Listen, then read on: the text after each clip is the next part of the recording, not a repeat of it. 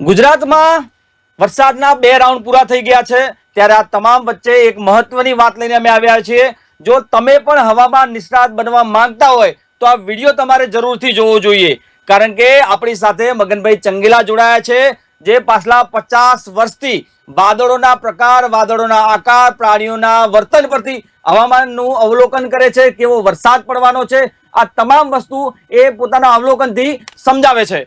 તમે પણ હવામાન નિષ્ણાત બની શકો છો। દર્શક મિત્રો, આ વિડીયો દ્વારા તમને સમજાશે કે વાદળોના આકાર જોઈને તમે જે પ્રમાણે વરસાદની આગાહી કરી શકો છો, તમારા આકાશમાં કેવા વાદળો દેખાય છે એ પ્રમાણે તમે વરસાદની આગાહી કરી શકો છો। એટલે આ પ્રોગ્રામ બનાવવા પાછળનો મુખ્ય હેતુ છે કે તમે પણ હવામાનના નિષ્ણાત બની શકો છો, હવામાનની આગાહી કરી શકો છો, કારણ કે વર્ષો સુધીના અવલોકનને આપણી સાથે જે શેર કરી રહ્યા છે મગનભાઈ ચંગેલા, જેમનો 50 વર્ષથી હવામાનનું અવલોકન કરી રહ્યા છે, તેમનો અનુભવ છે, 50 થી વધુ વર્ષથી તેઓ હવામાનની દરેક નાની નાની વસ્તુનું અવલોકન કરે છે। વાદળોના આકાર હોય, પ્રાણીઓનું વર્તન હોય, પક્ષીઓનું વર્તન હોય, આ તમામ વસ્તુને જે 50 વર્ષથી અવલોકન કરી રહ્યા છે એવા હવામાનના અવલોકનકાર મગનભાઈ ચંગેલા આપણી સાથે જોડાયેલા છે।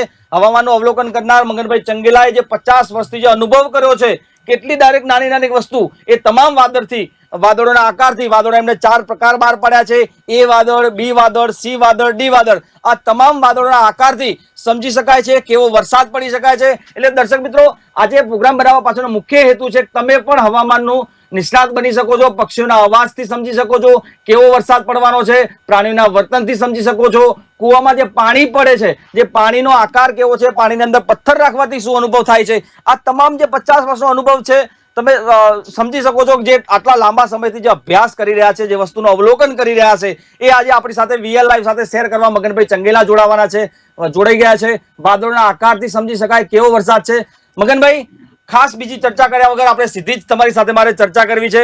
જે આપણે 50 વર્ષનો અનુભવ છે હવામાનનું અવલોકન કરવાનો, દરેક નાની નાની વસ્તુ અવલોકન કરી, મગનભાઈ શરૂઆત મારે એનાથી કરવી છે, તમારો જે ઇન્ટ્રો આપી શકો છો આપ, કે આપ કેવી રીતે આ વસ્તુ તમને સમજણ પડી, કે આ દરેક વસ્તુ તમે અવલોકન કેવી રીતે કરવાનું નક્કી કર્યું, દરેક અવલોકનને તમે કેવી રીતે નોંધો છો, આ વસ્તુ આજે આપ શેર કરી શકો છો વીએલ લાઈવ સાથે। હા, હવે આ વીઆર ટીવી નો મારા તરફથી આભાર આ પ્રોગ્રામ લેવામાં। હેલો। જી જી જી મગનભાઈ। હા, હવે આજે મારા 83 વર્ષ થયા છે। હવે એમાં 20 વર્ષનો હતો ત્યારથી મેં આ અવલોકન શરૂ કરેલું છે, એટલે આજે 63 વર્ષ થયા। હવે જી જી એમાં મને કઈ બાબત જોવામાં આવી તો પેલા તો કોઈ ટેલિફોન નહોતા, કોઈ ટીવી નહોતા, કે કોઈ મોબાઈલ ફોન નહોતા। હવે આ જી વખતમાં મેં મારી રીતે હવામાનનું અવલોકન કરેલું છે કે જી વરસાદ કેવા કેવા પ્રકારના હોય। તો જી મને 4 પ્રકારના વરસાદ જોવામાં આવેલા છે। જી એમાં થોડોક હું ઇતિહાસમાં પાછો જાઉં છું કે જી મારે 59ની સાલમાં, 1959ની સાલમાં ગોમટામાં ઇલેક્ટ્રિક આવી, પછી હમ મેં ફ્લોર ચાલુ કરી। હમ હવે એ વખતમાં મને બહુ વર્ષનો ખ્યાલ નથી, પણ એ એક વર્ષ એવું આવ્યું હતું કે જન્માષ્ટમી સુધી વરસાદ નહોતો થયો, હાવ બિલકુલ। હમ હમ પછી એમ થયું કે આ સાલો આમ કેમ, આ ચોમાસું આમાં કઈ મળતું નથી, કેવી રીતે આ થાય, શું થાય? એટલે ત્યાંથી જી મારો આ અનુભવ મેં શરૂ કર્યો।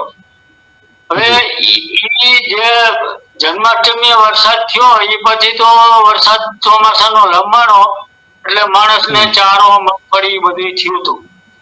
પણ જી મારા મગજમાં આ વસ્તુ આવી કે આ નિમિત્ત કેમ અને શું કરવા, એટલે ઈ જી બેઝ ઉપર હું આજે આટલા વર્ષથી હું કામ કરું છું। હવામાન મેં જોવાનું જે કઈ કર્યું છે એમાં જી દરેક વસ્તુ મેં લીધી છે। આકાશી અવલોકન, વાદળાની ફોટોગ્રાફી, પછી પશુ પક્ષી કે કોઈ બીજા કોઈ જનાવર છે કે આ બધું મેં જોયું કે એના જી શું શું મગનભાઈ। એ લખાવતા હોય તો આમાં વરસાદ થઈ શકે, ક્યારે થઈ શકે, આ બધું મેં જોયું।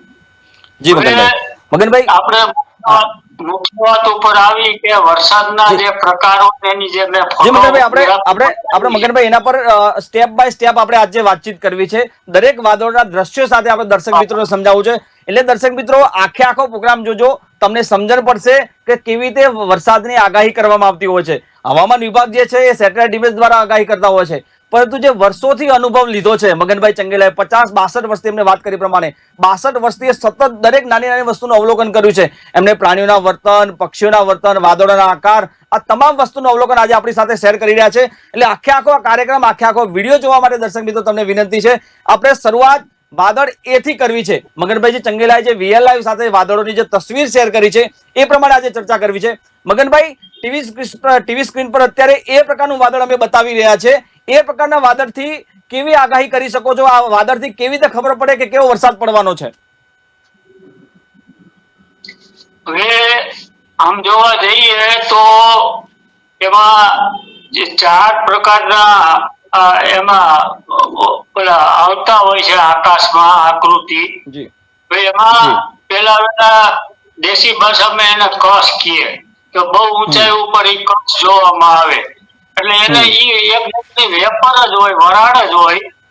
પછી ઈ વરાળનું બંધારણ થાય એટલે એમાંથી ઈ વરાળ નીચા સ્ટેપમાં આવે એટલે ચિત્રી જેવા આકાશમાં ખોદા જેવા વાદળા જોવા મળે. એનું બંધારણ થયા પછી ઈ ત્રીજા સ્ટેપમાં ઈ વાતાવરણ નીચું આવે એટલે એમાં ઈ વાદળા બંધાય. હવે એ પ્રકારના વાદળા જે કઈ મેં કીધું છે એ કેવા હોય તો ઈ ઘટ વાદળા હોય. અને બ્લેક કલરના વાદળા જ્યારે વરસાદ વરસવાની તૈયારી હોય ને ત્યારે બ્લેક કલરના વાદળા નીચા જોવામાં આવે. એમાંથી આ વરસાદ શરૂ થાય. હવે ઈ વરસાદ થાય તો એ પ્રકારની વરસવાની શક્તિ કેટલી? તો ઈ 2-5 મિલીથી માંડી અને ખોફનાક ઈ વરસાદ આવી શકે કે ડેમ ભરી શકે, હોનારત કરી શકે અને જમીનમાં પાણીનો સંગ્રહ એવડો મોટો કરી દે કે બોર, કુવા, તળ બધા જીવતા થઈ જાય. એની આ વરસાદની એ પ્રકારની શક્તિ છે. જી કેટલો મગનભાઈ, કેટલો એરિયા કેટલો લાગુ પડે? મગનભાઈ, એરિયા કેટલો લાગુ પડે? એ પ્રકારના વાદળોમાં જે વરસાદ પડે એ કેટલા કિલોમીટર લાંબો સુધી વરસાદ કેપ્ચર કરતો હોય છે? કેટલો વિસ્તાર કેપ્ચર કરે એ પ્રકારના વાદળો? આનો વિસ્તાર તો બહુ મોટો હોય છે, બહુ ઝાઝા વિસ્તારમાં વરસાદ કામ કરતો હોય છે. એટલે એનો કોઈ નક્કી ન કેટલો વિસ્તાર મોટો લે છે, પણ વિસ્તાર આનો મોટો હોય. જી જી જી મગનભાઈ, હવે આપણે એ પ્રકારના વાદળોની વાત સમજી, દર્શક મિત્રો સમજી ગયા હશે કે આજે ઘાટા કાબરચિત્રા વાદળો દેખાય જે ભારે વરસાદ લાવી શકે છે, લાંબો વિસ્તાર કવરેજ કરી શકે છે, જળાશયો ઉભરાય, જમીનના સ્તર ઊંચા આવે તેટલો વરસાદ એ પ્રકારના વાદળો પરથી પ્રકાશ. તમે જે પ્રમાણે ટીવી સ્ક્રીન પર આપના વિડીયો પર જોઈ એવા વિડીયો જે કાળા ડાર્ક કલરના વાદળો હોય છે જે ભારે વરસાદ લાવી શકે છે. મગનભાઈ, હવે આપણે બી પ્રકારના જે વાદળોની આપણે તસવીર મોકલી છે એ બી પ્રકારના વાદળોની વાત કરવી છે. જે બી પ્રકારના વાદળોનો આકાર કેવો હોય છે, કેવી રીતે ખબર પડે કે આ બી પ્રકારના વાદળો છે, કેટલો વરસાદ લાવી શકે છે આ બી પ્રકારના વાદળો? બી પ્રકારના વરસાદના વાદળો છે ને એકદમ વ્હાઈટ સફેદ હોય વાદળો અને એની વરસણી છે ને બહુ સીમિત હોય છે કે ખેતરમાં માણસ કોઈ પણ ઊભો હોય તો ઈ ભલે તો એને ઠંડી ન લાગે એવો વરસાદ હોય છે અને ઈ સીમિત જ હોય છે. એમાં કોઈ પાણી ચડાવવાની જમીનમાં કે એમાં ઈ કોઈ શક્તિ ન હોય એટલે મોલને જોગવા માટેનો આ વરસાદ હોય છે. અચ્છા મગરભાઈ, આવા વાદળો ક્યારે દેખાતા હોય છે? બી પ્રકારના વાદળો ક્યારે દેખાય? ખાસ કરીને કયો મહિનો એવો હોય છે જ્યારે બી પ્રકારના વાદળો જોવા મળે આપણને? બી પ્રકારનો વરસાદ છે ને એ ચોમાસું બેસી ગયા પછી આ એ પ્રકારનો વરસાદ સારો થઈ ગયા પછી આનો સ્ટેપ આવે આ બી પ્રકારનો. એટલે એ વચ્ચે પછી ચોમાસાના એન્ડમાં ન હોય કે ચોમાસું બેસતા ન હોય, ચોમાસાના મધ્યમમાં જ આ વરસાદ આવે એટલે આનો વરસણી છે ને ઈ માપે જ હોય, એમ કે ઓવરલોડ વરસાદ પડી જાય કે એવું કઈ ન હોય. એટલે આ વરસાદ છે ને દિવસે જ આવે. અને એ પ્રકારનો વરસાદ જે આવતો હોય ને એ 24 કલાકમાં ગમે ત્યારે આવી શકે. અચ્છા, જી મગનભાઈ, આપ દર્શક મિત્રો જોઈ શકો છો, આપણે એ પ્રકારના વાદળોની વાત કરી, બી પ્રકારના વાદળોની વાત કરી. એ પ્રકારના વાદળો જેવા કાળા, ડાર્ક અને કાબર ચિત્રા કલરના હોય છે, જ્યારે બી પ્રકારના વાદળો જ્યારે આપણે આકાશમાં દેખાય છે સફેદ કલરના હોય, થોડા ઊંચા દેખાતા હોય, ઘાટા હોય, પરંતુ જે વરસાદ ઓછો લાવે, જે ચોમાસાનો મધ્ય ભાગ હોય છે, ઓગસ્ટ, જુલાઈ ઓગસ્ટનો ટાઈમ, જે વરસાદ જે થોડો ઓછો હોય છે, એ ત્યારે એ સમય દરમિયાન આ પ્રકારના વાદળો જોવા મળતા હોય છે. મગનભાઈ જે પાછલા 50 વર્ષનો અનુભવ કર્યું છે, આ તમામ તસવીરો મગનભાઈ ખુદ લીધેલી છે, એટલે આપ સમજી શકો છો કે એમને કેટલું નાનું નાનું વસ્તુનું અવલોકન કર્યું છે. મગનભાઈ, હવે આપણે ડિસ્પ્લે પર સી પ્રકારના વાદળો બતાવવા છે. સી પ્રકારના વાદળોનો આકાર કેવો હોય છે, ખાસ કરીને આ જે વાદળો દેખાય છે એના પરથી કેવી રીતે અવલોકન લગાવી શકાય, કેટલો વરસાદ પડવાનો છે, ક્યાં વરસાદ પડવાનો છે? આ વરસાદ છે ને ચોમાસું આવતા પહેલા આની શરૂઆત થાય, પછી ચોમાસાના એન્ડમાં વરસાદ પાછો જોવામાં આવે. એટલે આની જે કઈ વરસાદની જે ક્ષમતા હોય ને એ સીમિત વિસ્તારની જ હોય. એટલે આને થંડરસ્ટોર્મ એક્ટિવિટીનો વરસાદ કહેવામાં આવે છે. એટલે આમાં ગાજવીજ વધારે હોય, પવનનું પ્રમાણ વધારે હોય અને સીમિત વિસ્તારનો આ વરસાદ હોય. એટલે એ બપોર પછી જ આ વરસાદની શરૂઆત થાય. આ સવારમાં કે રાતે આ વરસાદ ન હોય. હવે આ વરસાદ વરસી ગયા પછી વાતાવરણ એકદમ ઠંડુ થઈ જાય. એટલે આનો આ રીતનો આ વરસાદનું સી પ્રકારનું આ વાતાવરણ હોય અને આને હવામાનની ભાષામાં આને સીબી ક્લાઉડ કહે આ વરસાદને. એટલે આ રીતે આ વરસાદ કામ કરતો હોય અને જે કઈ વરસાદ પડે આ સી પ્રકારનો, તો આની કોઈ નિશ્ચિત લિમિટ ન હોય. આ 1-2 થી માંડીને 5-6 ઇંચ સુધી વરસાદ પડી શકે. અને આની રેન્જ સીમિત વિસ્તારની જ હોય, 5-10 કે 15 કિલોમીટરમાં જ હોય. એથી વધારે આની રેન્જ વધારે ન હોય વિસ્તારની. અચ્છા, તો દર્શક મિત્રો આપ સમજી શકો છો, સી પ્રકારના વાદળો જે ચોમાસા પહેલા આવતા હોય છે, જે વરસાદ લાવતા હોય છે વધારે, પરંતુ તેની રેન્જ ખૂબ ઓછી હોય તેવું મગનભાઈ ચંગલાનું અનુમાન છે. મગનભાઈ, ખાસ આપણે જે જાણી રહ્યા છે, મગનભાઈ જેટલા વર્ષનો અનુભવ છે આપણી સાથે શેર કરી રહ્યા છે, તમામ દર્શક મિત્રો તમારા મનમાં વિચાર આવતો હશે કે આ હવામાનના જે આગાહીકારો છે એ કેવી રીતે વરસાદની આગાહી કરતા હોય છે. એમનું આ અવલોકન હોય છે, આટલા લાંબા વર્ષોનો અનુભવ હોય છે, લાંબા વર્ષોથી એમને જે અવલોકન કર્યું છે એ પ્રમાણે આગાહી કરતા હોય છે. ઘણા લોકો હવામાન આગાહીકારો પર આક્ષેપો કરતા હોય છે કે આ ખોટી માન્યતાઓ ફેલાવી રહ્યા છે, અંધશ્રદ્ધા ફેલાવી રહ્યા છે, પરંતુ આ તમામ જે આગાહી કરતા હોય છે, આગાહીકારો છે, અવલોકનકારો છે, આ તમામ લોકો વર્ષો સુધી દરેક વસ્તુનું, નાની નાની વસ્તુનું અનુભવ કર્યો હોય છે, અવલોકન કર્યું હોય છે, એ બાદ આગાહી કરતા હોય છે. મગનભાઈ, આપણે હવે ડી પ્રકારના વાદળોની વાત કરવી છે. એ બી સી ની વાત કરી, આપણે ડી પ્રકારના વાદળોની વાત કરવી છે. ડિસ્પ્લે પર આપ દર્શક મિત્રો જોઈ શકો છો ડી પ્રકારના વાદળો કેવા હોય છે, કેવી રીતે ખબર પડે કે આ ડી પ્રકારના વાદળો છે, એની અંદર કેવો વરસાદ ખાબકી શકે છે મગનભાઈ? ડી પ્રકારનો વરસાદ છે ને એ ખાસ કરીને તો ભાદરવા મહિનામાં જ આવે. ગરમ વાતાવરણ જ્યારે ચાલતું હોય ને ત્યારે જ આ વરસાદની ઉપસ્થિતિ થાય. અને એવું મોટું ઊંચું તાપમાન હોય કે એમાં માણસ રહી ન શકે. અને એ વરસાદ કેટલો આવે કે 2-5 મિલી જ આવે, એથી વધારે આ વરસાદ ન આવે. અને એવડું ઊંચું તાપમાન હોય કે જમીનની અંદર જે ઈયળોના કોશેટા હોય ને એ ફૂટીને બહાર આવી જાય ને ઈયળોનો એટેક આ વરસાદમાં કપાસમાં વધારે આવે. જી જી મગરભાઈ, ખાસ કરીને આ જે તમામ વાદળોની આપણે વાતચીત કરી, આ વાદળોમાં ખાસ કરીને રોગો પણ ઘણા બધા, ખાસ કરીને ખેડૂતોના પાકમાં રોગ બેસતા હોય છે, મનુષ્યોમાં પણ બીમારીની જે વાયરલ ઇન્ફેક્શન ને બધા જે રોગ આવતા હોય છે, કેવી રીતે ખબર પડે કયા વાદળો કયા વરસાદમાં વધારે રોગ થતા હોય છે? ખાસ કરીને આપણે ખેડૂતોની વાત કરવી છે, મનુષ્યની વાત તો ઠીક છે, પણ ખેડૂતો જે આ પ્રમાણે સમજી શકે કે અત્યારે આવા વાદળો છે, આવું વાતાવરણ છે, તો પાકની અંદર આવું નુકસાન થઈ શકે છે, આવી ઈયળો બેસી શકે છે, કેવી રીતે માહિતી આપશો આપ? એ પ્રકારનો વરસાદ બહુ સારો થાય ને એટલે પેલા તો મચ્છરની ઉત્પત્તિ થાય અને મેલેરિયા જેવા રોગો નો વધારો થાય.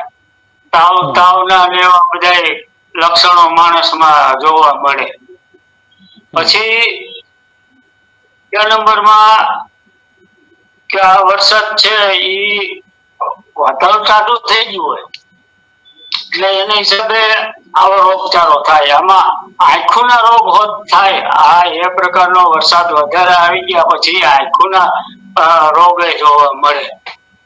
હવે પછી આની ખેતી ઉપર શું કામગીરી છે તો ઈ વાત કરું તો માનો કે વાવેતર આ એ પ્રકારનો વરસાદ થઈ ગયો અને ખેડૂતોએ વાવેતર કર્યું તો એમાં આ વરસાદની પાણીની કુદરતી રીતે હું બહુ એમાં નથી સમજી ગયો પણ કુદરતી રીતે આ વરસાદના પાણીની અંદર ખેડૂત વાવેતર કરે એટલે કોઈ પણ બિયારણ હોય એનો લગભગ 80% જ ઉગાવો આવે, એથી વધારે ન આવે. અને આમાં ફૂગના બેક્ટેરિયા આ વરસાદમાં વધારે હોવાથી આ બિયારણને ડેમેજ કરે એટલે પૂરો ઉગાવો 80% થી વધારે આવી શકે નહીં. જી જી મગનભાઈ, હવે આપણે થોડી બીજી વાતચીત કરવી છે. મગનભાઈ, વાદળો ઉપર તો આપણે સમજ્યા, દર્શક મિત્રો વાદળોના આકાર પ્રમાણે સમજ્યા કેવો વરસાદ, પરંતુ આપણે સાંભળ્યું હશે કે ચકલી ધૂળમાં ના આવે અથવા ભેંસો ભોકારે, આ તમામ વસ્તુના અવલોકન પરથી પણ વરસાદની આગાહી કરવામાં આવતી હોય છે. મગનભાઈએ પણ પ્રાણીઓ, પક્ષીઓ, આ તમામ વસ્તુ પર અવલોકન કર્યું છે કે કેવો વરસાદ ખાબકી શકે છે. મગનભાઈ, ખાસ કરીને આપણે કાચિંડાની વાત કરવી છે. આપણે જે પ્રમાણે મગનભાઈ એક આખી પુસ્તક બહાર પાડ્યું છે વરસાદના આકારોનું, વરસાદની આગાહી કેવી રીતે થઈ શકે છે, વરસાદનું કેવી રીતે અનુમાન લગાય, એના પર મગનભાઈ પોતાનું પુસ્તક બહાર પાડ્યું છે. મગનભાઈ, એ પુસ્તક હું જયારે વાંચી રહ્યો હતો એની અંદર એક ચર્ચા હતી, વાત લખી હતી આપને કે કાચિંડો કલર બદલે, એ કાચિંડા કલર પરથી ખબર પડે છે કેવો વરસાદ પડવાનો છે, કેવું ચોમાસું આવવાનું છે, ક્યારે ચોમાસું શરૂ થવાનું છે. ખાસ કરીને આપણે કાચિંડાની વાત કરીએ તો મગનભાઈ શું અવલોકન છે આપનું કાચિંડા મુદ્દે? કાચિંડાની વરસાદ આવવાનો હોય ને ત્યારે એનો રેડ થઈ જાય અને ઈ જ્યાં ઝાડવે જોઈતો હોય ને ત્યાં ઈ ડોકી હલાવ્યા કરે. એટલે એ આ વરસાદની એક નિશાની છે ઈ કાકીડા ઉપરથી. અને જો વરસાદ ન હોય, ચોમાસું વયું ગયું હોય તો એ ભૂખરા કલરમાં આવી જાય. એટલે આ એની વર્તવાની એક સંજ્ઞા મને જોવામાં આવી છે. અચ્છા મગનભાઈ, એક બીજી વાત બી આપે અંદર હા જી જી મગનભાઈ. બીજી હું વાત કરું કે એક સુગરી નામની ચકલી હોય છે, પીળા કલરની. જી હવે ઈ ચોમાસું જયારે વરસાદ આવવાનો હોય એની પેલા એ માળા બાંધતી હોય. હવે જો સમયમાં વરસાદ થવાનો હોય તો એ ચકલી એનો ઝડપથી માળો મને બાંધવા, એટલે ટૂંક સમયમાં એનો માળો કમ્પ્લીટ થઈ જાય અને વરસાદ આવે. આવી ઘટના આ બનતી હોય છે. અચ્છા મગનભાઈ, આપણે પુસ્તકમાં એક પશુઓની પણ મગનભાઈ આપણે પુસ્તકમાં વાતચીત કરી છે કે ઘેટા બકરા કૂદકા મારે, ભેંસો ભાભોરે, આના પર બી આપણે અવલોકન કર્યું છે. શું આગાહી થઈ શકે આના પરથી? ઘેટા બકરા જે છે, જે પ્રાણીઓ છે, એ કૂદકા મારતા હોય, કિલ્લોલમાં જોવા મળતા હોય, ભેંસ ભાભોરે, કેવી રીતે વરસાદની ખબર પડે મગનભાઈ? હવે ઘેટા એટલે એને દેશી ભાષામાં વાઘ કહે. ઘેટાના એને વાઘ કહે. હવે ઈ વરસાદ થવાનો હોય ને ત્યારે ઘેટું એવડી ટેમ્પરેચર જમીનમાંથી ઉત્પન્ન થતું હોય ને વરસાદને લીધે, એટલે ઘેટું જમીન ઉપર બેસે જ નહીં. ને બકરા છે ને, એ બકરા વરસાદ આવવાનો હોય ને એની પેલા એ જમીન ઉપર આગલા પગ ઘસતા હોય. એટલે આ સ્થિતિ જોવામાં આવે એટલે વરસાદ થાય. અચ્છા મગનભાઈ, આપણે જયારે આ પ્રોગ્રામ પહેલા આપણે ચર્ચા કરતા હતા ત્યારે આપણે વાતચીત કરી હતી કે કુવા હોય છે, જે ગામડાઓમાં કુવા, એ કુવાની અંદર પથ્થર નાખવામાં આવે અને પાણીના તળમાં જે પ્રકારે વાઇબ્રેશન ઊભી થાય છે એ પ્રમાણે બી નક્કી કરવામાં આવતું હોય છે કે વરસાદ કેવો પડવાનો છે, ક્યારે પડવાનો છે. શું અવલોકન છે એ મુદ્દે આપ દર્શક મિત્રોને જણાવી શકો તો?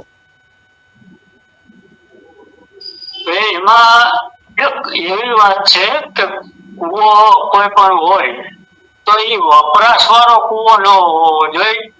પાણી હોય અંદર અને એ વપરાશ વગરનો કુવો હોય તો એમાં જાણી શકાય છે કે આ વરસાદ આવવાનો છે કે કેમ.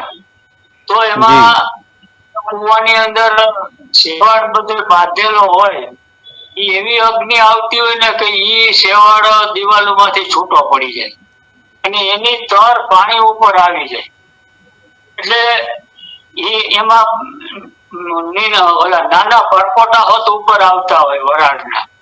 આ સ્થિતિ આવે એટલે વરસાદ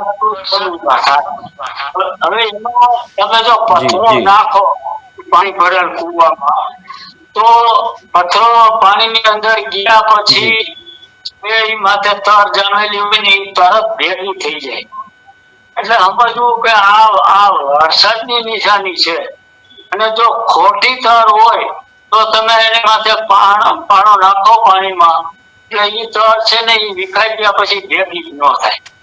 એટલે તો સમજવું કે વરસાદ એવી જ રીતે પાણી ના હોય તો હવેડાને પાણીમાં આવું જ બનતું હોય છે કે હવેડાની દિવાલ ઊંચું તાપમાન આવતું હોય ને એટલે એમાંથી શેવાળ છૂટો પડી જાય અને પાણીની સપાટી ઉપર આવી જાય. હવે એમાં દેડકા હોય ને તો એને શ્વાસ લેવા બાયણે આવવું પડે. એ સપાટી ઉપર દેડકાના મોઢા દેખાતા હોય. હવે આ વરસાદ આવવાની તૈયારી હોય ને ત્યારે આ ઘટના જોવામાં આવે. પછી વરસાદ વરસી જાય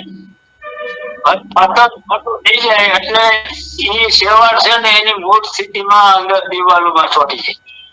અચ્છા મગનભાઈ, અંતિમ સવાલ કરવો છે મારે. ખાસ કરીને અત્યારે ચોમાસું ચાલી રહ્યું છે ત્યારે ચોમાસાની વિદાયના સંકેતો કેવી રીતે મળતા હોય છે? વિદાય કેવી રીતે ખબર પડે કે હવે ચોમાસું વિદાય લેવાની તૈયારી છે? કેવા સંકેતોનું આપ અવલોકન કર્યું છે આપે? એમાં એવી બાબત છે કે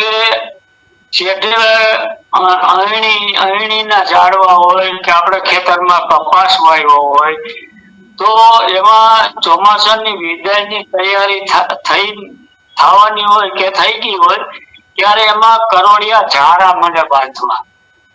એટલે સમજવું કે હવે આ વરસાદ ગયો છે. એટલે આ સ્થિતિ જોવામાં આવે. પછી આકાશમાં એક બ્લુ કલર ના સકરા ઉડતા હોય. આમ તો મારા માનવા મુજબ દરિયાઈ સકરા જ હોય.